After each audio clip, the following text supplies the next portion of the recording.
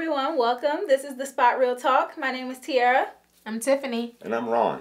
And today we are talking about Power Season 4, Episode 5, and it is titled Don't Thank Me. So hang tight and we'll be right back with you.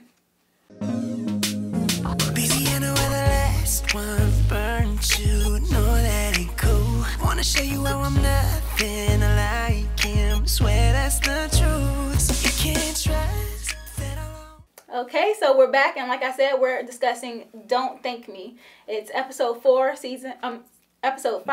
season 4 for Power. I always get that mixed up.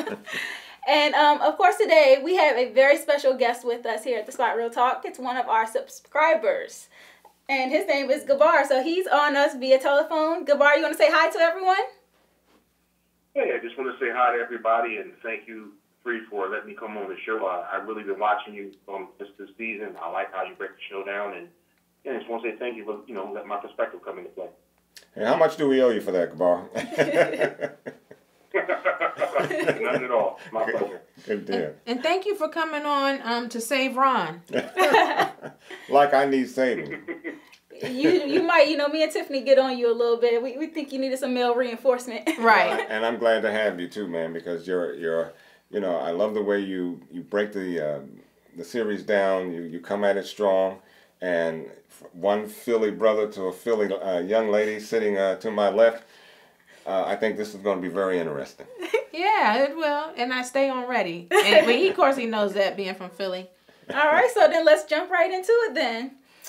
So this week, this episode opens up with Angela, and she is out with her sister Paz, and they've been running through New York, and then they take a break and sit down on a bench, and they're kind of discussing. Angela is telling Paz that she doesn't think James is guilty, and we know that Paz from last season, she has already expressed that she is not the biggest fan of James St. Patrick. But nonetheless, she tells Angie, like, if you have doubts, then you need to do what you got to do, girl. And she did the right thing. She wanted to let her sister know that, hey, I love you. You're wrong with this. This man did all these horrific things to you, but you have to do the right thing. So it was the right thing. I mean, you don't want to send an innocent man to his death. So as much as Paz hates him, if he's innocent, she has to do the right thing. Yeah. And then, the next scene is of James and Silver talking. And so basically, James is pissed that Proctor is no longer on his case, and he's stuck with Silver. And then Silver is in here this week again probing him about his businesses and whether they're really legit and if there's anything that could tie him to this murder. And so, we already know that James is a straight up liar. He's not giving that information up to Silver by any means. But Silver is still asking him the same questions every time we turn around. Okay, Gabar, what I'm trying to get them to understand that in this drug business, as you would call James a liar, well, a drug lord isn't going to come up and start telling you the truth about who he is and what he does and how he makes his money. And aside from that, he doesn't trust Silver. So there's not only so much he wants to share with Silver, because Silver seems like a, bow tie wearing kind of lawyer that if you told him the truth, he'd drop the case. He wouldn't want to be a part of it because his whole thing is about winning. So if Ghost were to actually tell him that all of this is true, and what would he do? Silver would just drop it and say, "Look, you need another lawyer. Right. I can't defend you." Proctor, on the other hand, Proctor likes he likes rolling in the mud. Exactly. So, Gabar, did you have any insight that you wanted to offer on Silver in general? How do you feel about his character? Yeah, I'm sitting there watching the show, and when you look at it, you can see that Silver and Ghost are pretty much two different sides of the same coin. Right. Two highly intelligent guys, alphas. You know what I mean? James came from the street and built this business up with his hands. He's only going to tell a lawyer what he thinks he needs to know. You can tell by James' character, he's always the smartest man in the room. And what he doesn't know, he learns pretty quickly. So he's got to read Silver. And, you got to watch out, Silver. I mean, there's something funny about this dude. I know we're going to get into it a little bit later, but he gets a little too close to Tasha. Yeah, we're going to talk about that later. A little superior in a way. Mm-hmm. Good deal. Yeah, and that's for sure. And, you know, speaking of Tasha, you know, this week she has been approached by Silver, and he has basically let her know that there's a possibility that you might have to take the stand and you may have to testify since you were so heavily involved in the financials of, you know, the businesses. You might need to confirm, you know, where the money was coming from, where it was going. And how do you guys feel about that, you know, with Tasha possibly having to take a stand? Yeah, had that happened, it would have been disastrous. Over. Yeah, it would have been, because Proctor told Tommy that Tasha is basically an accomplice. So if she did that, they're toast. They're all toast. Yeah, and the thing about that is Tasha, she's a ride or die, and she has a very good poker face. She knows how to make it seem like she doesn't care or make it seem like she doesn't know certain things. But it's a whole nother situation when you are under oath. You have these prosecutors grilling you inside out. You know, something could very easily slip up that she didn't want to say. You know, so I think that's just a bad situation all the way around. And she can easily perjure herself, and that's the worst thing. She can wind up in the bang like Ghost. Yeah. Well, you know, she grew up in lower aspects of Queens. She's from the street. I think maybe we should give her a little more credit than we do. It's just that that's a very technical area to get into, and I'm not certain if she is savvy enough to explain away some of the. And we never know what the prosecution might have found in the financials anyway. So it would have been a difficult task for her had they found something that they could possibly use outside of the 7-figure check. So I don't know, Gabar, what do you think? Well, you know, I've seen y'all discuss the thing about Tasha before, and it's pivoting back to the whole thing between Team Angela and Team Tasha. If you go back and look at it, not to digress, Ghost is a guy who didn't go to college. You know, this is not an overly educated guy. He's a guy who graduated high school, street smart guy. Angela was the love of his life. Exactly. Where with that come up chick from the hood, we're gonna build this thing together. And if you notice in the beginning, and I know Tiff and Tiara were kind of against Ghost, and you know that's kind of typical of Philly woman, black woman. Whoa! We stereotyping on him now. He's just telling the truth. Let him tell the truth. Let him talk. And this is what it is. You got to think about it. I went back and reviewed season 1 this week just to kind of get the idea who was starting with who. And granted, Ghost was wrong when he started dealing with Angie, but it's pretty much like an innocent flirtation, kind of reveling in his past. Whereas Tasha started masturbating in front of Sharon in the truck, letting her see her in the shower. I'm just saying they both did dirt. And the thing I knows about Tasha is Tasha knows how to look out for stuff. You know, and Ghost told her on more than one occasion he was trying to leave the drug world. He was trying to go to jail. I don't know any 70-year-old drug jail. She had a chance to roll, and you put her on the stand, you don't know which way she's going to go. Tasha has a way of looking out for Tasha. That's a fact. I know Tiffany over here. She piped up. Busting at the seams. I had to respond to Gabar, especially talking about the Philly women. Huh. And first of all, I can see the point that Tasha was wrong about masturbating. Everything that she did with Sean, she was trifling with that. Okay, I can see that fact. However, Ghost, he did cheat first, and when Tasha did that, she did it. She was masturbating, doing all these other things. She was trying to control. But she tried to control Sean's mind. She was trying to keep Kat. She was trying to. Okay, Kat Harlan, please get on Ron. You were getting on us for cutting. Me and Tiara cutting him off. He's cutting me off right now. Kat, so I would like to see you in his comments this week. Anyway, Tasha went forward with the relationship with Sean after Ghost consummated the relationship with Angela. And he was practically honeymooning with Angela. He took her to Miami. For 3 seasons, Ghost was waxing poetic. I mean, we saw in season 1 where it was going. As I was telling you guys before, I watched season 1 with my dad, and once my dad saw that Angie was the one that taught Ghost Spanish and all the history they had, my dad was like, Ghost is a goner. He was like, Tasha is in trouble. So we knew way back then that Ghost was a goner and stuff. So not that Tasha was right on how she handled things, but Ghost was gonna step out regardless. You know, that's the thing about this show, because as much dirt as both Tasha and James have done both to each other and to other people, this show has a way of making you empathize with people who are just so immoral. And, you know, I love Tasha, but she be dead wrong sometimes. She does. And I love Ghost, but he's been dead wrong almost every episode. So, Well, you know, Gabar, I think that because you're on the show with us, that these two young ladies have decided to kick back a step and look at Tasha for whom she really is. And I appreciate that too, because, you know, unless you're on any other former shows that we have, I'm going to catch you know what. But I'm glad to see that the two of us have somehow managed to stabilize. So you think we're taking an L? We're not taking any L's here now. Now we're not still taking an team Tasha.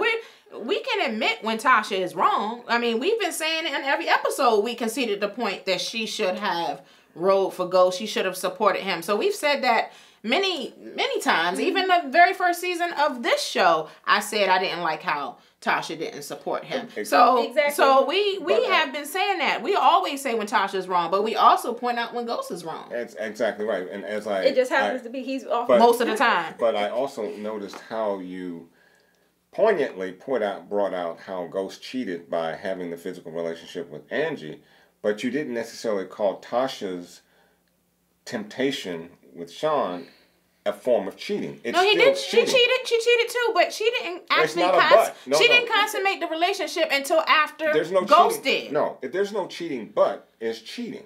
Cheating is cheating. So whether you do it physically or whether you do it in that emotionally. Well, no. Well, sorry. She was temptuous. She was trying to tempt. She was being manipulative. She was trying to keep tabs on Ghost. That's why she was doing that. A married woman. No, she was wrong. Yeah, she was. She was being trifling. We agree. She was cheating. That is a form of cheating. We agree with that. Yeah. But you didn't address it in the same fashion that you addressed James's. Because Ghost cheats every episode. Ghost has been waxing poetic for 3 seasons. He was honeymooning in Miami with Angela. Okay. He got her a massage. She was in the hotel like she was Mrs. St. Patrick. Like he took his booty on vacation. Gabar? I can't doubt Tiff on that one. I got to give you credit because you mentioned it last week about how you had the kids there and you're a parent. And I said, look, I got to give this woman props. She was right on that. But the difference, as I see it, honestly, is just like, you know, like I said, Ghost is not that. He's polished on the outside, but he's very unsophisticated with his emotions. He's like an 18-year-old kid still with his emotions, even though he's a grown man. And Angie was probably the love of his life. Oh, I agree with that. Tasha was that we're gonna come up and build this business together, but she didn't really roll with him. So when he decided to roll full-fledged with Angie, he left. When he told Tasha, I don't want to be in the business anymore, and she didn't go along with that, his mind, he left. He was rolling with her. So I wouldn't really call it honeymooning. But, I mean, he was going. It's like your father said. They said, you know, and you get an older man, you get that old wisdom, you can't buy that. When he said, look, she taught him Spanish, Tasha didn't really bring that down.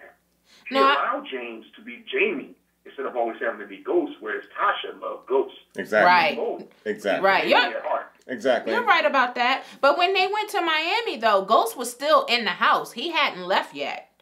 Because that's why that's why Tasha put him out. But he left mentally, and I think that's the whole point. Mm-hmm. He was, as far as he was concerned, that relationship was done.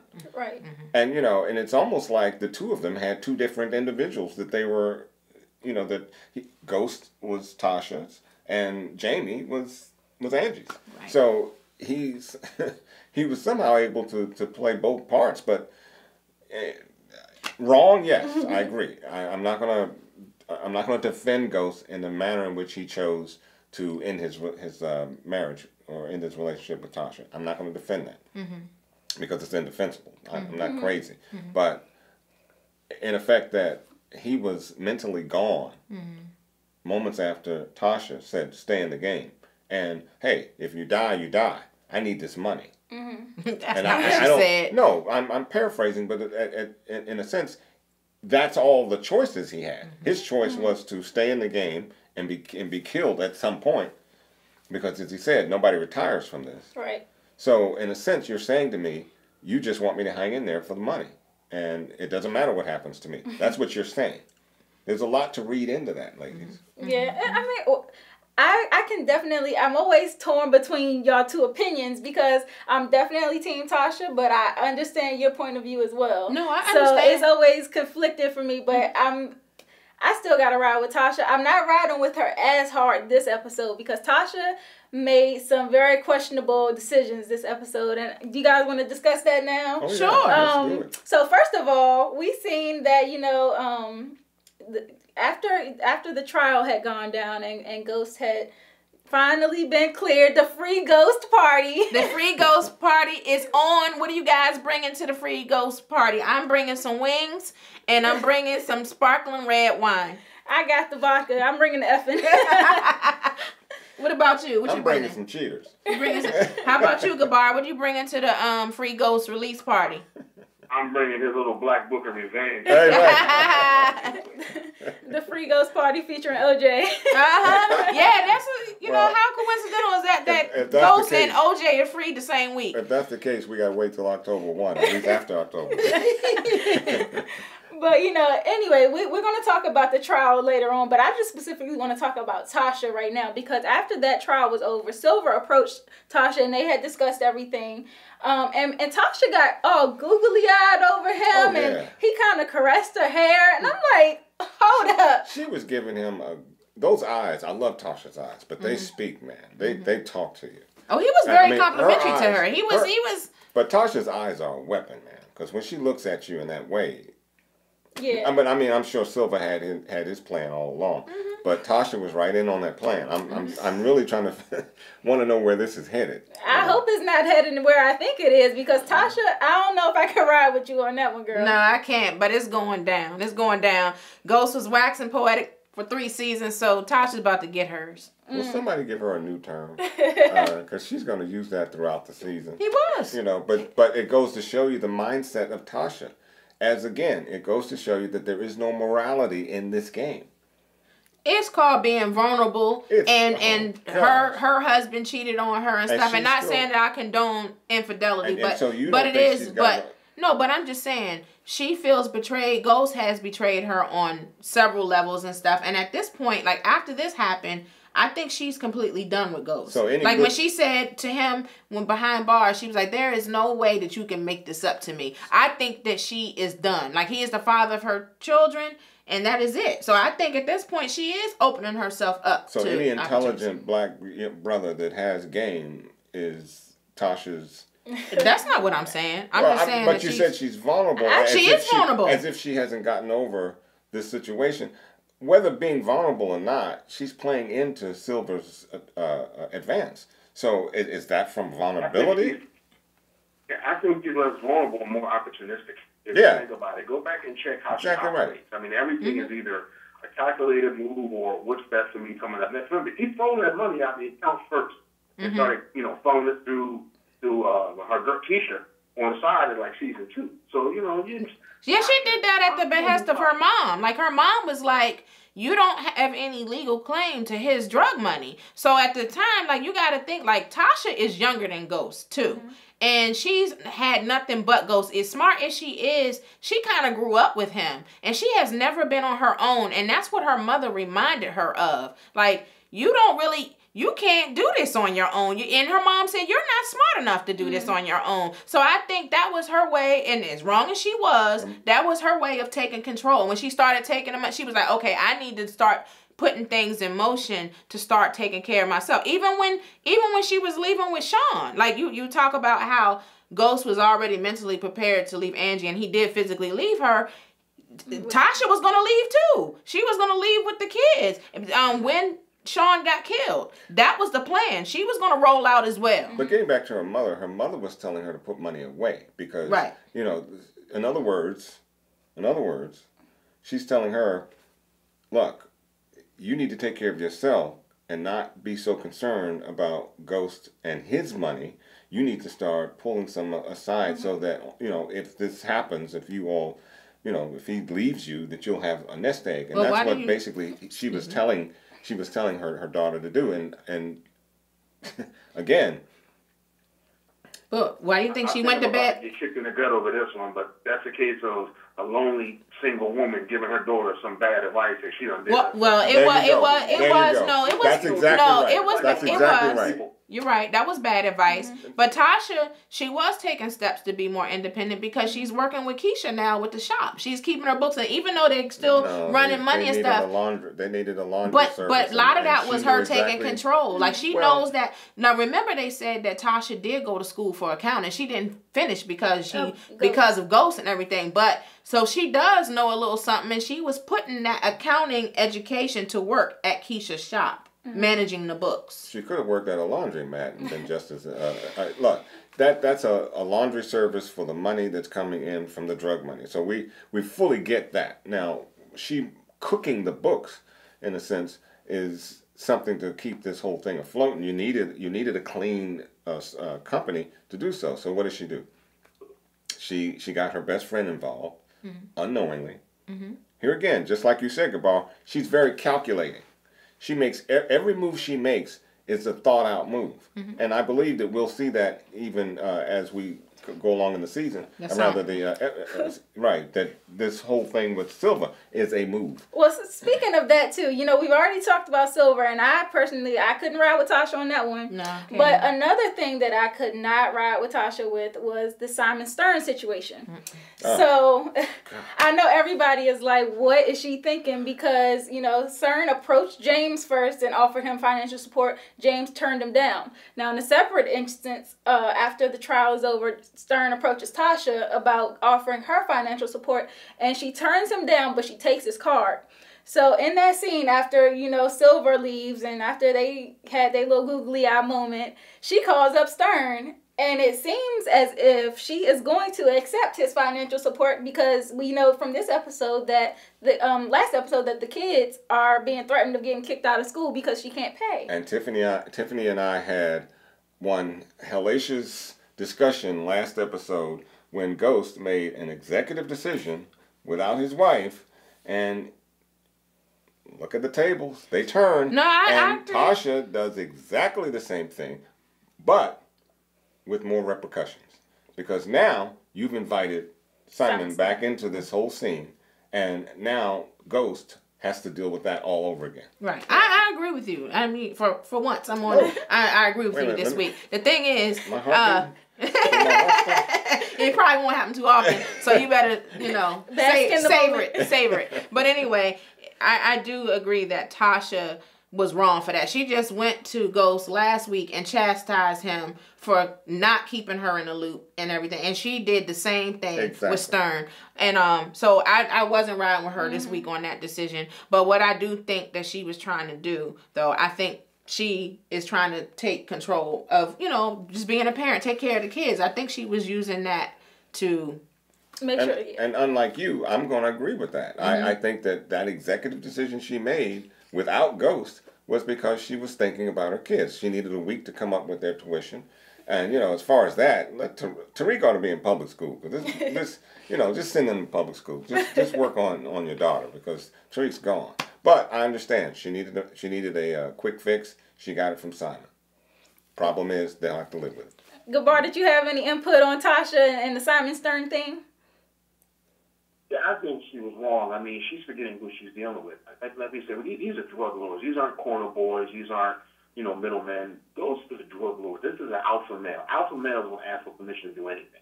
They tell you what they think you need to know. And make a move behind this man's back. It costs already once or twice. She ain't learned from that. So I see some badness coming up. I mean, I don't see them being together. Then again, I don't necessarily see Ghost and Angie making it either. I mean, Right. Picking up the tragedy.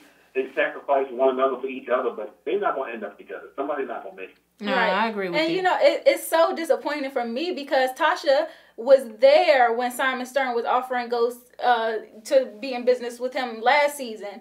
And she's seen how hard he worked to get out from up under Stern. And then to put him back in bed with him again, what are you thinking, girl? So to your point again about Tasha being very calculating, Thank you. I'm wondering about what could she, besides the kids, why would you possibly put yourself back in that position to be under Stern's thumb, especially when Ghost has at this point, he's already been released from jail. The assets would be unfrozen at this point. So could you not wait a week or two to get the money flowing again before you go to Stern? Well, she had to get money by the end of the week to the school where they were going to be suspended. But to your point, I think she could have asked Tommy even for a loan, the floater for the tuition check or whatever. So I don't know. Stern should have been the last person you go to. I agree. Did you have anything to say about that, Gabar? Mark my words. This is the last thing I'm going to say on the Tasha and Ghost thing, but Ghost is coming out of jail. He ain't coming out the same person with it. He done had to murder somebody in there. Oh, my gosh. He's coming out like an animal. Exactly. I agree. Right. I agree. Ghost is going to be a beast when he comes out. I think you said that last week or a week before. Yeah. That he's got that beast to it is going to come out. Yeah. Of it. So, it's, and I think that also he's going to deal with Simon entirely different than he had in the past because of his experiences in jail. So it'll be interesting to follow through. Okay, so I want to talk now about Angela because this week she has revealed to Mike, which I think is a terrible move. She told Mike that she's seen the surveillance tape, and I was just like, girl, what are you thinking? But, she revealed that information to him, and of course he, tells her, to forget about it, don't even try to bring that up in court, just leave it alone. And the prosecution is now trying to go forward with looking into Ghost expenses, and they look into his financials and find this check for 7 figures between Tommy and Ghost. And they are trying to basically point this in the direction of being a RICO case, where basically they're saying that it was a murder for hire and that, Tommy put Ghost up to kill Greg. So did you guys have anything to say about that? Getting back to Angie, I think it was, she reminds me of the straight A student, law student, graduated high honors and so forth. So she's very straight-laced. But I think she had a little more up her sleeve when she approached Sandoval. And I think she probably got the answer that she might have been looking for. She wanted a reaction from him, and I think she got it. So it'll be interesting to me to see how she plays out with Mike as we move along in the series. I honestly think that that told her a lot. And I think that when you look into what the ultimate decision was for her, I think that had a lot to do with it. Right. And, if we fast forward through this, Angela went and approached Proctor because obviously she didn't want to accuse her own office of misconduct when she was giving up information. And so she went to Proctor basically trying to get him to do it. But he told her, you need to go talk to James and Silver directly, and which she did. So in that meeting, she basically told them what the prosecution's game plan was. Right. And that they were going to try to bring up his finances in this seven-figure check between Tommy and Ghost. So we get into court, and Silver is very prepared for that. And so when James gets up there to take the stand, basically, they're able to refute very well about the check and that, it was just a transaction between friends. But of course, Mike comes back and says, you know what, I got something for him. And so when that comes up, Mike is able to grill Ghost on the stand, and he basically says, I know you killed Greg Knox, and he goes through basically a play-by-play of Greg's murder in his own mind and pins it on James, and James completely loses it. He said, I didn't kill Greg. Now, I like what Mike did, Sandoval did. He even though it wasn't, the judge didn't necessarily accept it, but he said, how was it that he knew who Greg was, is his name. And to me, that would have given Silver an opportunity to stand up and say something to the effect that, that doesn't necessarily mean because he knows Greg's first name. And why wouldn't he know Greg's first name? He probably knows your first name and your first name and your first name too. Why wouldn't he know Greg's first name when he's sitting there, well, I can't say it in that fashion, but I thought that was rather weak, and Silver, I guess, let it play out because it didn't go anywhere with the judge. But had that been a trial and with a jury, the jury would have heard that and without any kind of rebuttal, that would have been something that stuck in their minds. And I don't know if you want that to. Exactly. Well, I'd like to add, with Sandoval's counter to James, that the cross-examining or whatever, he basically, to me, he incriminated himself because he did that play-by-play with Greg, and I just feel like that's going to come back to haunt him because I think Angie is going to be the one to look at the autopsy report, the police reports and everything, and she's probably going to see that Mike was the one giving the full account and how did he know this, and he's going to come under suspicion with Angie. Yeah, he was very detailed. And, you know, Silver, he really got his butt saved by Angela. And, you know, I thought it was very big of her to take the stand and to recuse her own office, pretty much, because she went ahead and she gave up, you know, the prosecutorial misconduct that Mock had been doing and that Sandoval had been involved in. But then they turned the table on her, which I know they were waiting to do. They could not wait to just throw her under the bus. And so they ended up, you know, revealing to the judge that she had given up information about the Lobos trial, and she had also been in a sexual relationship with James St. Patrick. So that was a card that they were saving just in case. That, you know, I don't know if they thought that would go anywhere because it just made the water even muddier. And the judge, rightfully so, you know, just put a halt to it. As Mark was trying to pin everything on Angie, he says, hold up, your hands are dirty too, if not, you know, more so. Right, and that judge was livid. Yeah. What do you think of the judge, Gabar? I thought the judge was on point. I thought he was pretty much neutral. I mean, he kind of ripped in the ghost before he left. But going back to what y'all said about Angie and the thing with Sandoval, I mean, for those who were Team Tasha and anti-Angie, you can say that you want. Angie torched her own life, her own career. She showed that she had to love that man. Right. And, I mean, for all that is worth, my only problem with Angie is, you're right, she's an intelligent woman. You know, she's a perfectionist. But damn, the girl's a day late and $1 short. She get there, but she be taking the time to get there. Yes. You know what I mean? Like Sandoval up there dry snitching on herself. You know what I mean? And the funny thing about the case that I thought was funny is that they're trying to say that he paid 6 figures to get an FBI agent killed. Come on, we all know people from the streets. It don't cost that much to get somebody bumped off. Get a crackhead $500 and you get anybody you want. Right. You got it. That part didn't make sense to me. Exactly. Right. I agree. Right. And, you know, it's interesting that you say that because, you know, as a lawyer, if the lawyer had come from the streets, I bet he would have made that same, you know, brought that same conclusion in. You know, 7 figures to pay for someone to out somebody? Come on. Right. Well, I got to say, to your point about Angie, you know, that was big of her to step up this week and stuff. But as well, she should have, because she is the reason why he's there in the first place. So it is only right that she realized that she made a mistake. She stepped in it, and she needed to step up and right the ship. Exactly, but that doesn't mean that James is off the hook because, you know, as we seen in the scene, he went up and approached her and said, thank you. And the title of this episode, she said, don't thank me. You might not be guilty of this murder, but you're not innocent, you know. And so I think that James, while he may have thought that, you know, he could weasel over to her good side, she ain't having it. Well, that hoe isn't innocent either because she's been complicit in a lot of stuff. Yeah. And that's what I'm saying. It's so hard to be like team anybody because everybody's hands are dirty. Again, it's the game.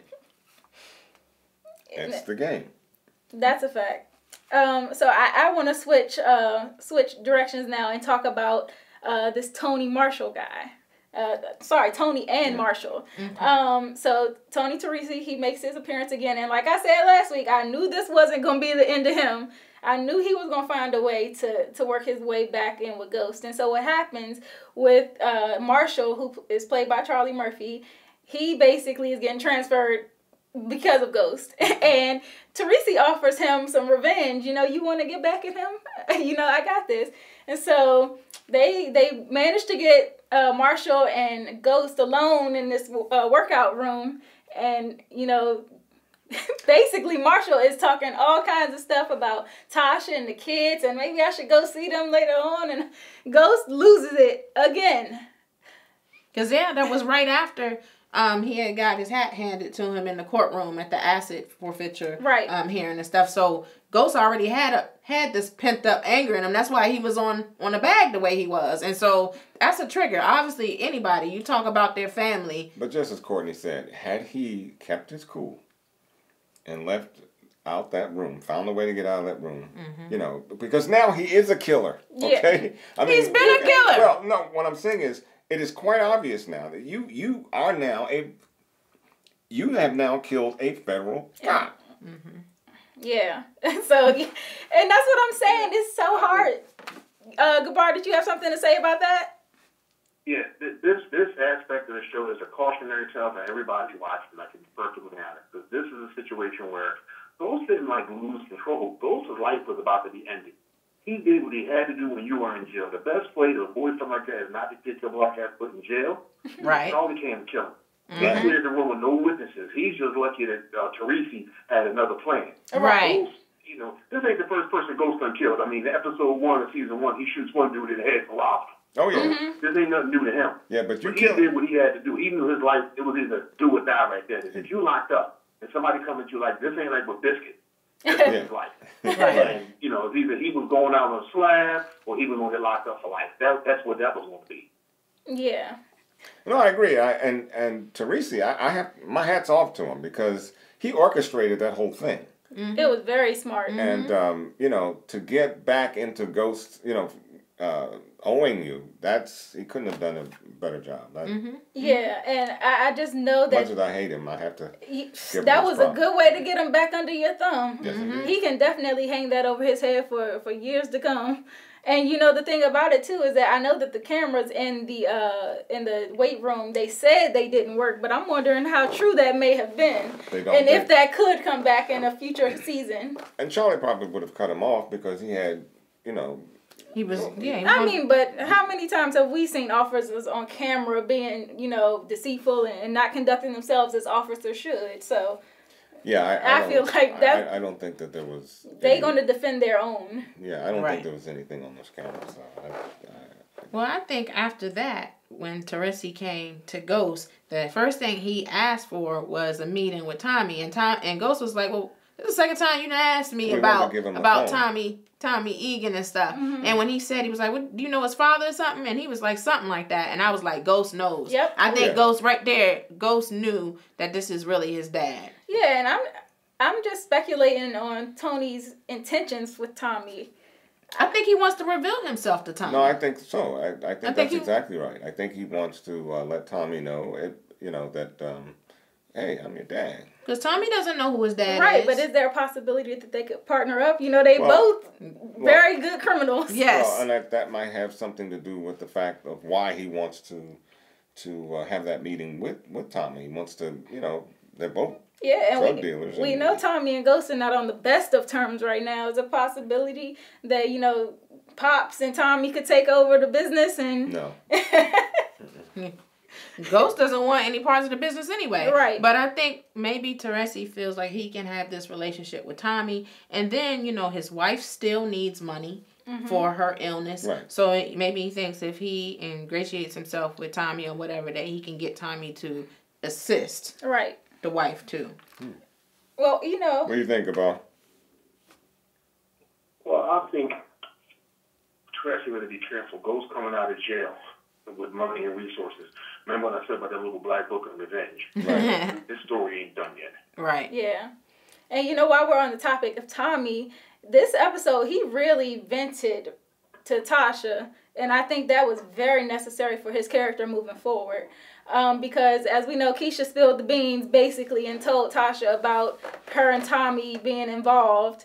And once Tasha and Tommy finally do talk about it, he reveals to her what really happened to Holly.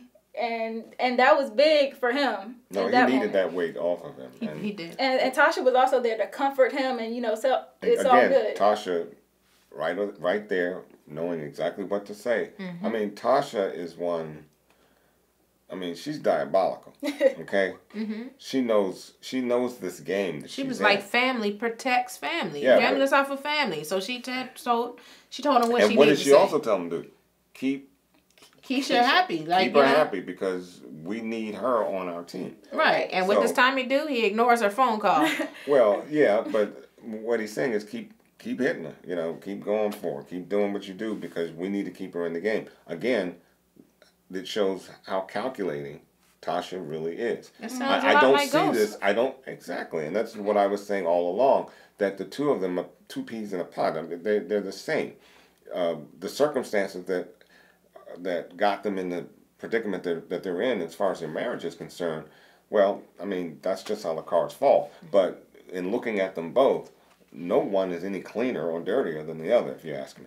Mm-hmm. Okay. Well, I think that while that's true, I think Tasha is, you know, she definitely looks out for her own interest, but she also wants to make sure that Keisha doesn't get killed in this because Well, that's your girl. that is her girl. But Keisha is, she's like on the fence every time you turn around. So let something go wrong with her and Tommy, and I can just see her blabbing her mouth. Done. She's in over her head. Yeah. Way over her head because she still has a little sore spot about the fact that they took over her spot. shot. Yeah, she's salty. Yeah, she's Yeah. very salty about that. I So, would be too. I mean, yeah. if you're an entrepreneur and that's your business, and then somebody takes it over, and then now you're being investigated by the feds, they shutting your stuff down. Yeah. I would be And then salty you about lose that. your- What you saying? I can't feel any sympathy for Keisha in that sense because Keisha's been, I think one of you used the term last week, a frenemy to Tasha. Right. Mm-hmm. Yeah. You know what I mean? She's been secretly hating on Tasha right there next to her the whole time, taking her hand-me-downs, claiming that she stole Sean. Sean's supposed to be hands off. Keisha's supposed to know better than that. Exactly. I mean, and you know, Keisha's not fragile. She's weak.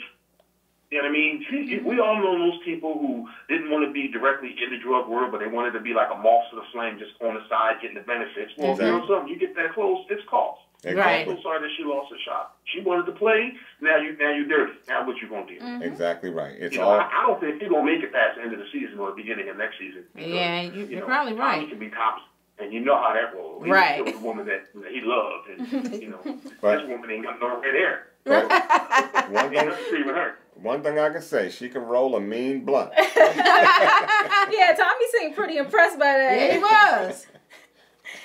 So, you know, shifting gears a little bit, I kind of wanted to talk about Julio this week. Because Julio is another person that we weren't too sure is going to make it through the end of the season. And, you know, he has all the drug guys, the guy that's the pastor at the church, they're all questioning him about why Cristobal is getting more product than they are. And it seems like the fire is really under him right now. That's Dre and Cristobal. That's that plan. Both of them are working together to undermine Julio. That's what they're doing to get him out the way. I agree. Yeah, and I think it's now that Julio has kind of inadvertently walked in and seen Kanan and Dre talking, that, you know, Julio might have the upper hand come next episode. I think that's going to get Julio killed. Julio's going to get killed because... got upper hand. No, I don't think he's going to get killed because remember, who brought Julio into this organization? Ghost. Exactly. Ghost ain't behind bars no more. Right. So Julio's position just got solidified because the one person that needed to believe in him is now free. Right. But if And you... he got a little piece of information that Ghost wanted to know and need to know about his son and Kanan. It could go either way for me. Well, I'm just saying, I saw the previews, and in the previews, he was approaching Dre. So I'm like, I think the first person you should speak to is Ghost. So I'm like, if he's going to Dre would kill him. I think Dre would either kill him or 50 He should have went to Tommy. Kanan will kill him.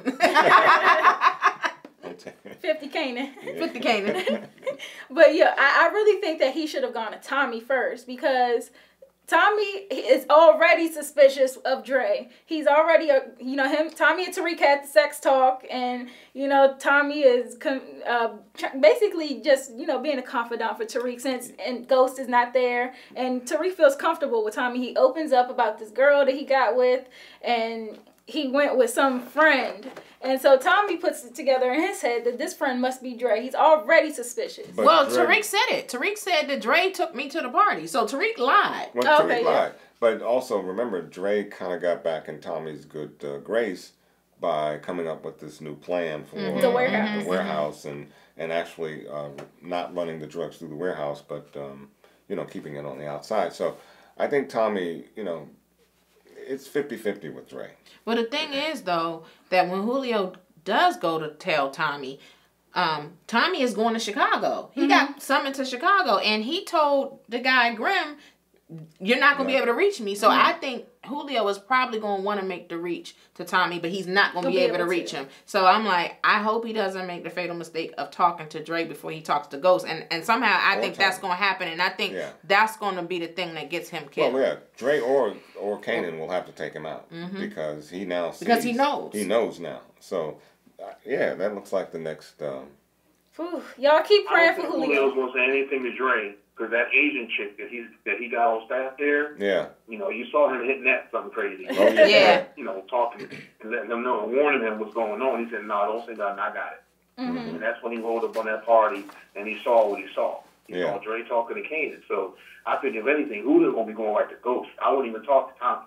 And as to Tommy and Money, no, but Tommy's lower, the Ghost above everything. Those two are low. That's the real love relationship. Yeah, it is. In a gay way, but it's Tommy and Ghost. Those are that's freaking frack right there. That is freaking frack. Get rid of each woman to keep each other alive. Don't think not they won't. Right. And you know, the other thing is that I don't want Julio to die or anything like that, but I think he's smart enough because he's been around Ghost for so long. But at the same time, I worry about him because he's not confident in himself. And so it just really could go either way. I could see Dre taking him out first, or I could see Tommy getting that information and taking Dre out. But either way, Dre still inviting Kanan back into the business is bad for everybody. I'm still trying to find out what avenue Dre is on. Dre is trying to take over. Watch Dre. Watch Dre. Dre is trying to he's trying to secure his spot. He wants that number 2 spot and stuff, and Dre is going to have his own squad. Watch. Does Dre know who he's dealing with in Kanan? And that's the thing. Not just Kanan, Ghost, Tommy. I mean, you can't have all 3 of them angry with you. I mean, that's just, you might as well bury yourself alive. Right. And, you know, he tries to offer Kanan this final payment, but Kanan is like, excuse me? What final what? And that's what I'm saying. Like, as long as Kanan... Oh, what was that? I said, don't forget Icebox fingers pop back up too now. She ain't... Icebox. I like that better than Jukebox. She gonna make sure he gets decapitated. Right. That's true. Oh, but you know, Kanan has to kill her. If there's a way for Kanan to get back on top, she just closed that gap. Because if you're talking about killing Ghost and Tariq, just to get some... however much money they think they're going to get out of that voids whatever Kanan is planning to do to get back on top, because seemingly Kanan bought that whole line with Dre as to when Jerry's telling him, you know, I can help you get back on top. And it seems like Kanan has bought that. So you can't do both. So it seems to me that he's going to have to take her out. He's going to have to take out Icebox. Well, he's going to have to take her out anyway because he is attached to Tariq. Yeah. And so being also, the fact that she still wants to go forward with this plan of kidnapping, if it comes down to it, I think he's going to choose Tariq over Jukebox. Well, he'd have to, because I think that, I said, it's more of a business situation. All she wants, she's just thugged. She's thugged out. She wants the money. She doesn't care who she kills to get it. She wants revenge too. Look, she wants to help him get revenge.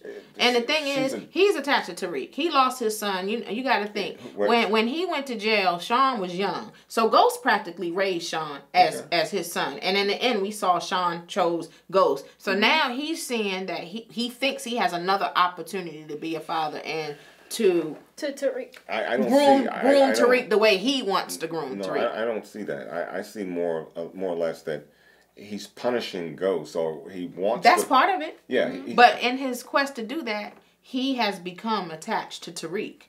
He's attached to him. Even the Power Writers said. Dre was smart enough to tell him, look, this boy didn't grow up in the neighborhoods we grew up. So if Tommy will be able to see right through him, and you got to give up this run. And I think he will. I think he's going to cut him back a bit. He's going to have to, because Tariq can't keep up with what he's doing. And that's what Dre was saying. He's in over his head at this point. And Way over. It can't continue the way it is. So he's best to sever ties with him and reclaim your spot at the top. Right. You know, there's more money in this. And, you know, Jukebox, of course, she wants to continue to hold Tariq for ransom. And then she wants to kill both him and Ghost. Okay. And it's like, okay, yeah, you could do that. But really, is that the way you want to go? Because... That's a one-time payoff. And that's what I'm saying. You get your money once and then you're It's done. done. But if you come back and reclaim your spot as the number one drug guy in New York, then you got endless cash flow. Exactly. And that's why I said she's not a businesswoman. She's very short-sighted. Well, she's a thug. She's a thug. You know, she just wants to get paid. You mean a typical DC police officer, right? There you go. There you go. Even though I got to drive through D.C. every now and then, but you know, that's it. DC PD stay under fire. Yeah. But you know what, with Tommy being in Chicago and all of this stuff going on, I'm wondering if Tommy is even going to realize that A, Ghost has been freed. B, that is he going to get this information that Julio has about Dre and Kanan? And then C, is he going to figure out that Tariq and Kanan have been hanging? Because as right now, he still thinks it's Dre. Well, he has to be told that Kanan is back, strong. In a way, I'm hoping Julio does. Don't say that. No, I am. I know the consequences, but somebody's got to get Kanan before Kanan gets going. Yeah. And then the other thing I'm worried about with Tommy is this whole meeting in Chicago, period. I'm like, could this go terribly wrong? He has no way to contact anybody should something go down. Well, he certainly and he has thinks Batar. And he certainly thinks something can go down because, you know, he gave up his phone and says, well, how can we reach you? He says, you can't. Right, but where's your backup if you can't trust Batar? I don't think Batar is all that ride or die for Tommy. Oh, no. No, he sold Milan out. Right. But phone in the car. Yeah. The phone in the car was more about him not being tracked by the feds. I don't think he's worried about not being in touch with.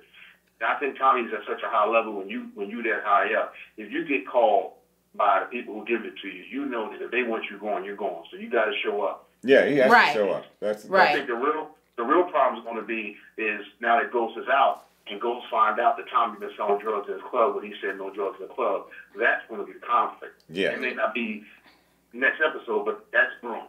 Yep, you're right. That is gonna be conflict too. And in the previews, I saw that Chicago was basically telling we need to move on from Ghost too. So that's gonna be another issue. Mm-hmm. Yeah, it's huge. So there's so much going on.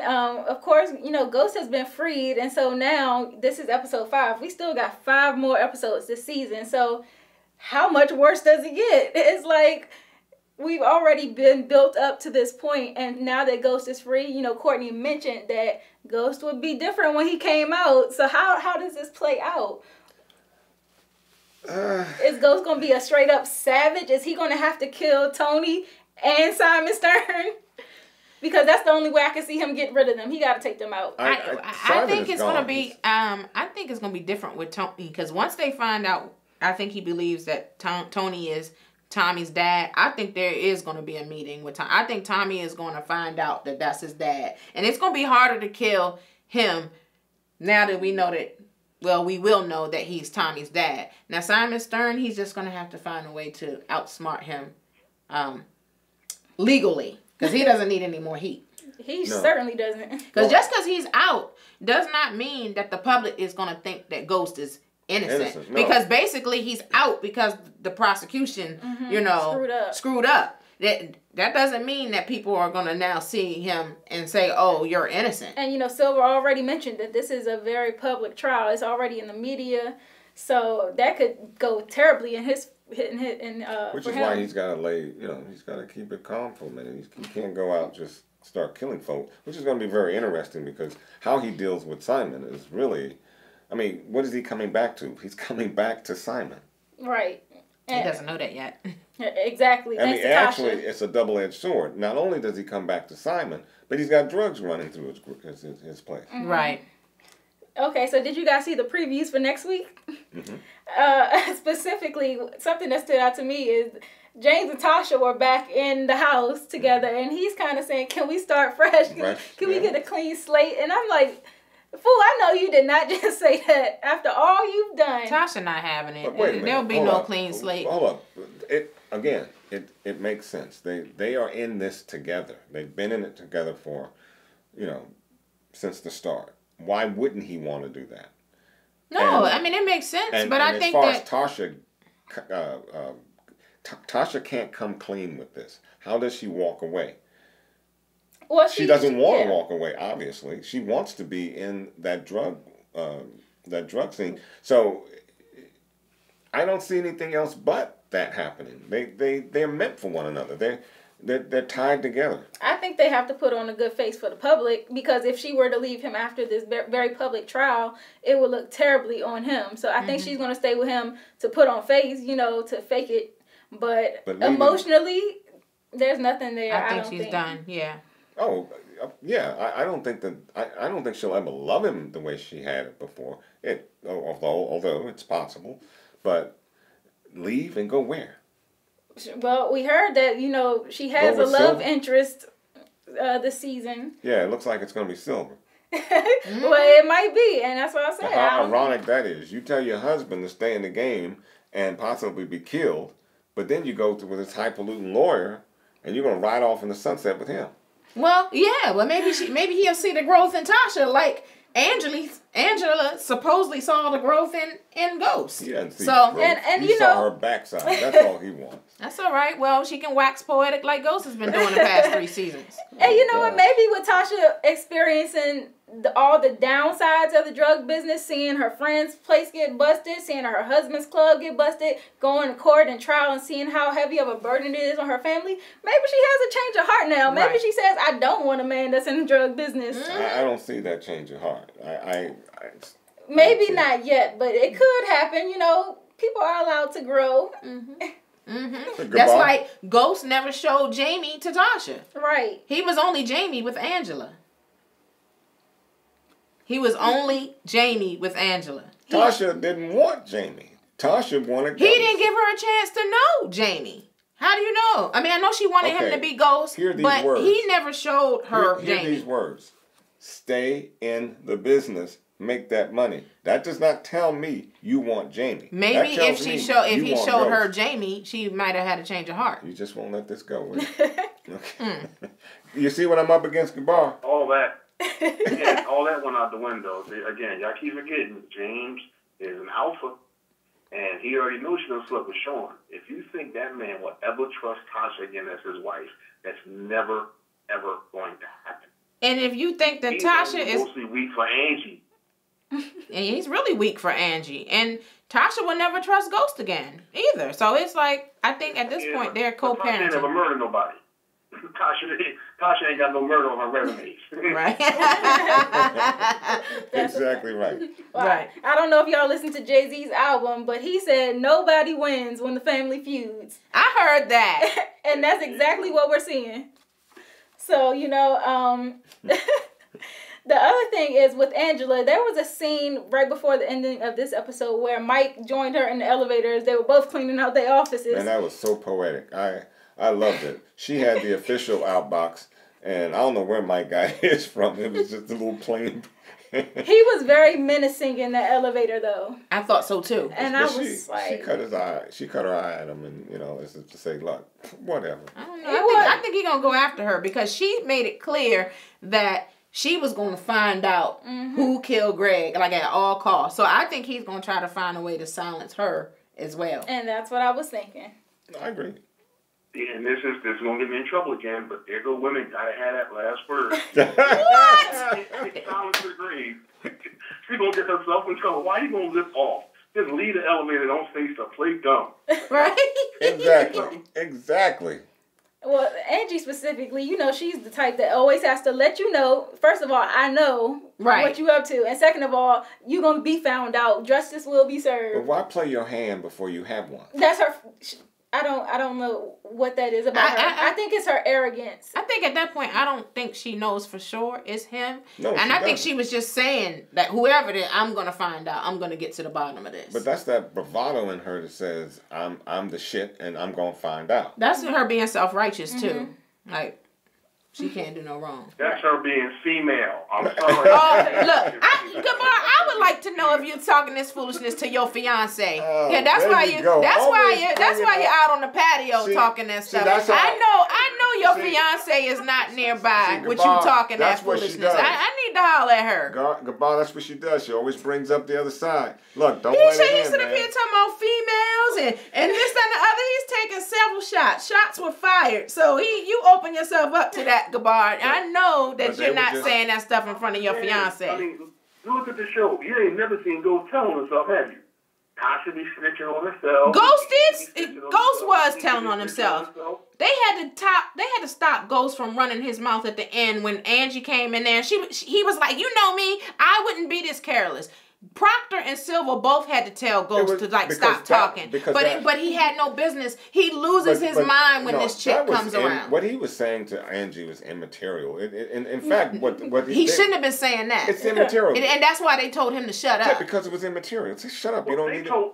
They told him to shut up because they're the lawyers, but exactly. He said to Angie because he knows if you keep talking, I will drag your ass in this shit with me because you knew everything I was doing. Exactly. She decided to go with him and she knew it was a drug dealer. She became complicit at that point. Well, I told you she was complicit. Exactly, precisely right. She is just as culpable as anybody else. I agree. Mm-hmm. I agree. And so she coming forward like that. It's not big of her or less of her.